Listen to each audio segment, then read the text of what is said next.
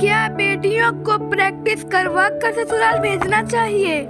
एक सास ने अपने बहू से, बहू मुझे एक बात तो बता, मैं तुझे इतना डांटती हूँ, कोसती हूँ और इतनी बातें सुनाती हूँ और तू पलटकर जवाब भी नहीं देती है, ना ही गुस्सा करती है, बस हंसती रहती है।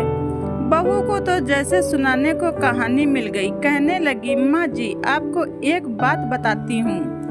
जब मैं छोटी थी तो मुझे हमेशा ऐसा लगता था कि मेरी माँ मेरी सगी माँ नहीं है, क्योंकि वह मुझसे घर के सारे काम करवाती थी।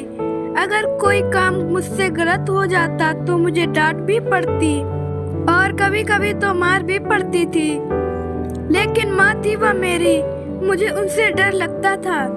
कभी कभी मुझे गुस्सा भी आ जाता, लेकिन मैंने कभी भी उनसे गुस्से से बात नहीं की। यहाँ तक कि मैं जब कॉलेज से थकी हुई घर आती तो कुछ देर आराम करने के बाद तुरंत मुझे सारे काम करने पड़ते। फिर जब मेरी भाभी आई तो जैसे मेरे काम और ज्यादा बढ़ गए।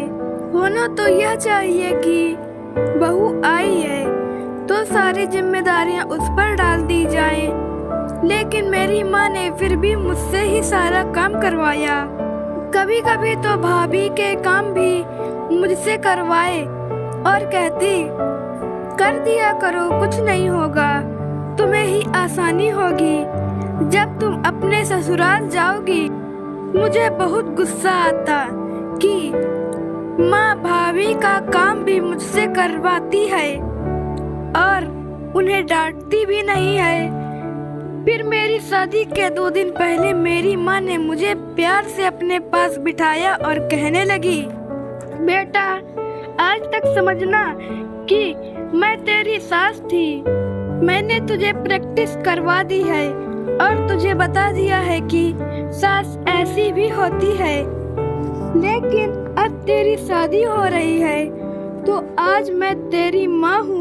बेटा जब भी तुम्हारी सास तुम्हें कुछ कहे तो समझना कि जैसे मैं ही डांट रही हूँ।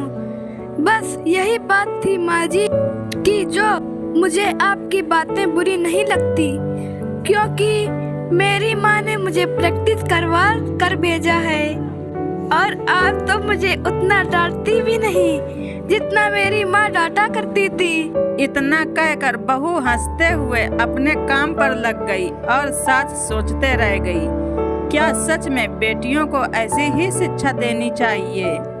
यह छोटी सी कहानी आप सबको कैसी लगी कमेंट कर जरूर बताएं। कहानी अच्छी लगे तो ज्यादा से ज्यादा शेयर करें। धन्यवाद। रिचा वॉइस।